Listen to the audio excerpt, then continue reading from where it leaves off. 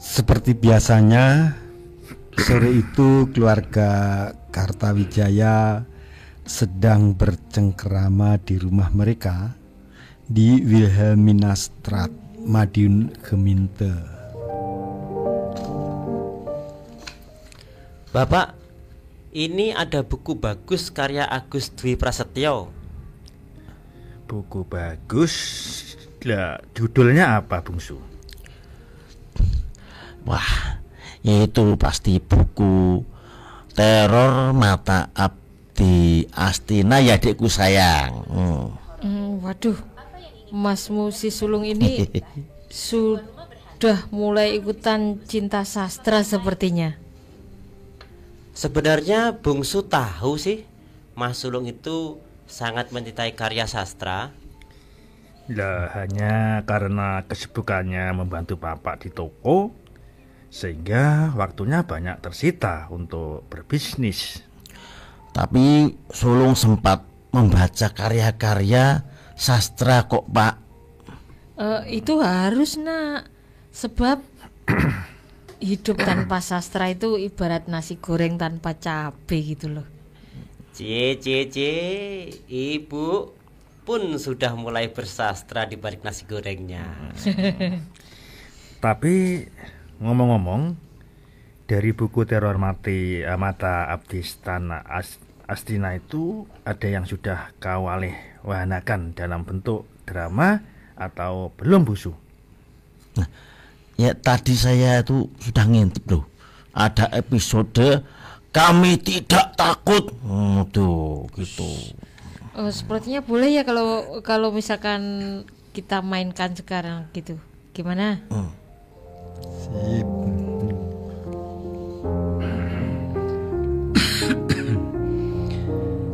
Sindu hidup di negeri yang acap kali mengabaikan logika. Republik Astina namanya. Sekilas mirip negeri dongeng yang syarat dengan mitos. Siapa bilang hidup di negeri ini rasanya lebih ngayawara ketimbang mitos? Ya, meskipun saya Karpaya, hanya seorang penjual aromanis, tahu bahwa di sini logika bisa terbalik secepat kilat. Betulkah begitu, Dinda Laksmita? Benar, Kanda Karpaya. Sebagaimana disampaikan Paman Sindu tadi, ngayawara. Tepat sekali. Saya Rangga, lelaki miskin, melihat yang benar bisa menjadi salah. Dan yang salah mencari pembenaran dengan memutar balikkan nalar. Ruwet. Tapi itulah dunia Sindu. Menjadi abdi dalam lembaga anti korupsi nasional atau disingkat LAKON membuat dia tahu segalanya tentang kebusukan para pemimpin negeri ini. Jadi seberapa nyaman sih tinggal di negeri ini? Tergantung berapa uang yang dimiliki. Uang dan politik ya menjadi panglima. Hukum hanya untuk menindas yang lemah. Benar. Mereka yang tidak punya uang akan sulit mempertahankan hidup. Dan banyak orang mati mengenaskan gara-gara tak punya uang untuk makan. Memang mencari yang halal itu sulit, tapi mereka yang menjadi penguasa mudah mencari yang haram. Seperti kata Bang Haji Roma Irama, Raja Dangdutnya Astina. Orang yang mau berbagi semakin langka. Seperti mencari penjual cilok di tengah padang pasir. Ya, inilah Astina. Cerita orang-orang itu teraniaya oleh petugas keprajuritan Republik Astina menjadi pemandangan sehari-hari. Para lelaki sok jagoan anggota petugas keprajuritan Republik Astina itu sering menangkapi orang-orang yang tidak bersalah dan menjebloskan mereka ke dalam penjara seolah-olah negeri ini milik mereka.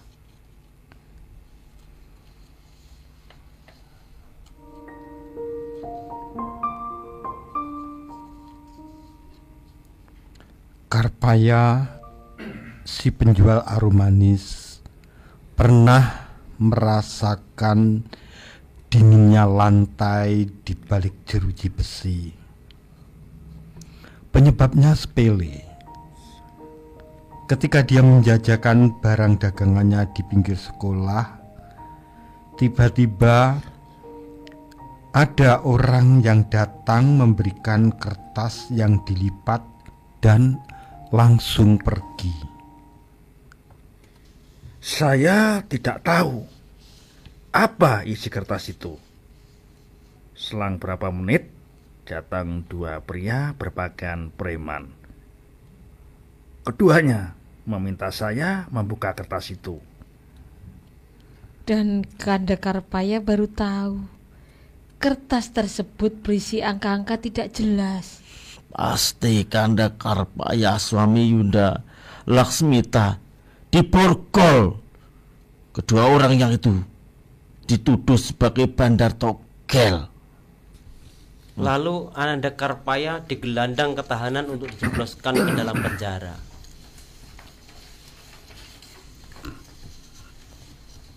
Saya menangis histeris. Sedih berhari-hari tidak bisa mencari nafkah sebagai penjual arum manis. Seminggu kemudian, anak kami mati mengenaskan karena kelaparan.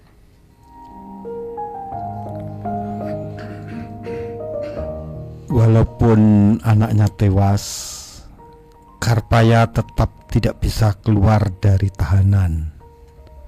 Hanya uang yang bisa membebaskannya. Kisah keluarga Karpaya menambah panjang daftar penderitaan rakyat Astina. Rangga, lelaki miskin yang kebelet nikah, mengalami hal serupa. Dinda Handari, Kanda sudah melapor ke kantor urusan agama untuk mengurus pernikahan kita. Lalu bagaimana hasilnya Kanda Rangga? Ya, pasti dijawab oleh petugas buku nikah. Habis. Paman Sintu ini tahu segalanya. Karena Paman Sindu Abdi Astina yang berkarya di lakon, Kanda Panji jadi tahu segalanya. Lantas kapan buku nikah tersedia Kanda Rangga? Berdasarkan pengalaman, ya biasanya mereka meminta menunggu sebulan. Namun ada teman yang mampu membayar 1 juta gobang Astina. Buku nikah ya jelas akan siap. Aduh, saya tidak memiliki uang sebanyak itu. Kanda Panji, pekerjaan saya ini hanya serabutan, Kang. Menikah dengan saya seorang janda saja mahalnya bukan kepalang. Apalagi kalau hendak menikah dengan seorang gadis. Masalahnya bukan gadis atau janda, tapi ini kebobrokan aparat negeri Astina. Lalu bagaimana jalan terbaik ya? Untuk mengumpulkan uang sebanyak itu, seumur hidupku mesti terpenuhi. Kalau begitu sia-sia saja upaya kita selama ini untuk mengikat diri dalam tali pernikahan. Baiklah, selamat tinggal Kanda Rangga. Loh, kok jadi malah begini? Yaitu semua akibat ulah aparat yang tidak bertanggung jawab dan mata duitan.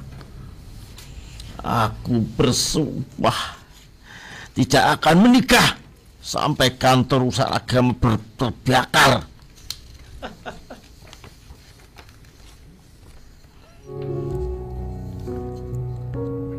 Kantor urusan agama pun ramai didatangi jurnalis.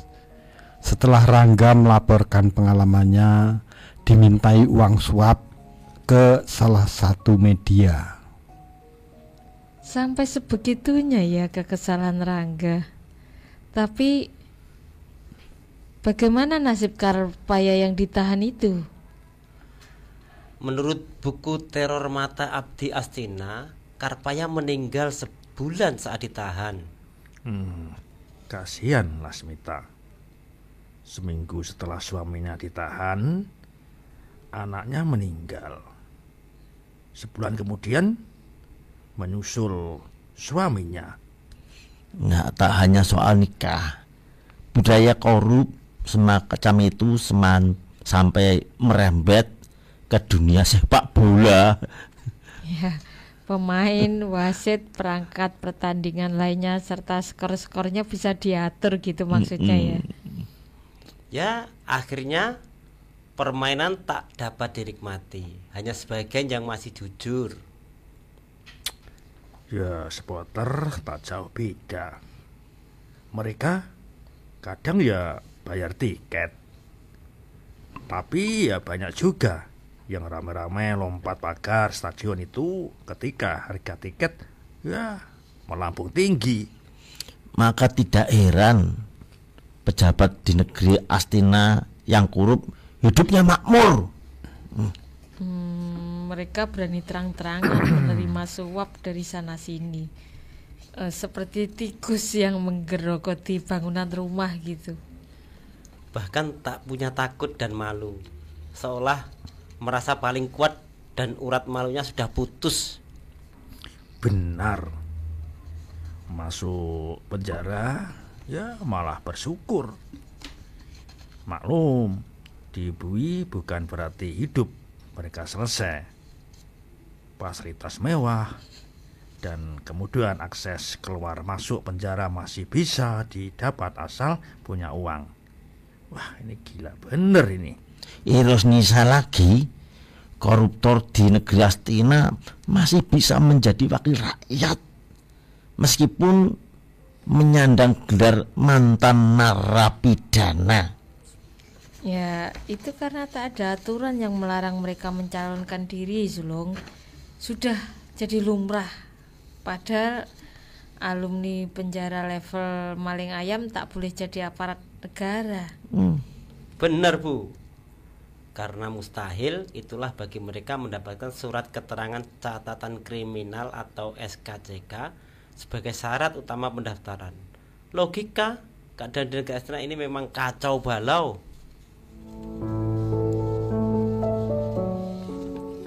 Orang-orang bilang hidup Sindu masih agak benar, lantaran terkadang berani melawan para prajurit nakal dan penguasa yang keblinger. Tapi Sindu hanya punya senjata akal sehat.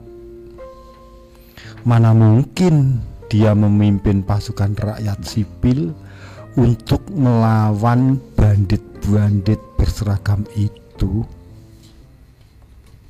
Namun sesekali omongan orang-orang itu berkelindan di pikiran Sindu, menggumpal dan mengeras bagai batu. Kemudian menyumbat otak kiri, rasanya sakit. Kepalanya serasa mau pecah. Tapi Sindu bingung apa obatnya. Benar Bapak. Suatu kali Sindu bercerita saat mengalami hal itu, dia berselancar dan diketiknya kata kunci obat otak. Gitu. Dia tidak ketemu jawabannya, sia-sia. Ya, ketika otak buntu, Sindu pun pernah menemui Yudis Prayitno, teman dekatnya.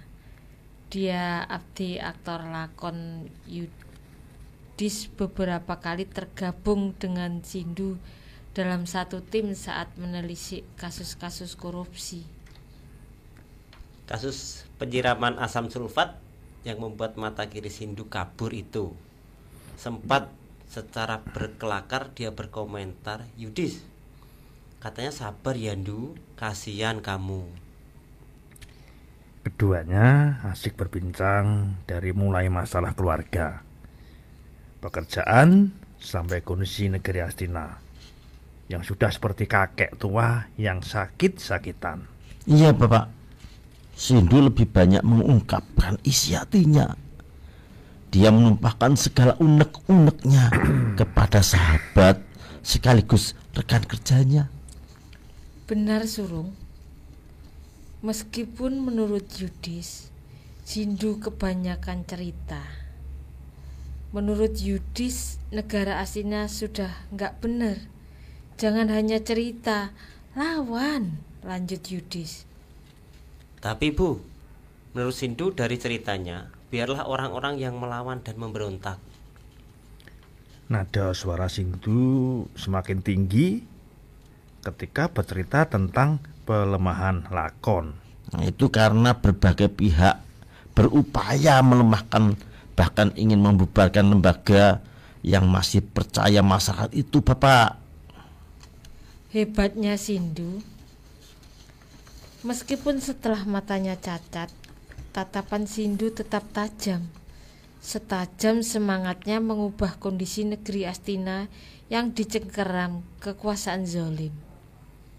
Dia tidak takut, tidak gentar, walaupun berhadapan dengan Perdana Menteri dan para jenderalnya.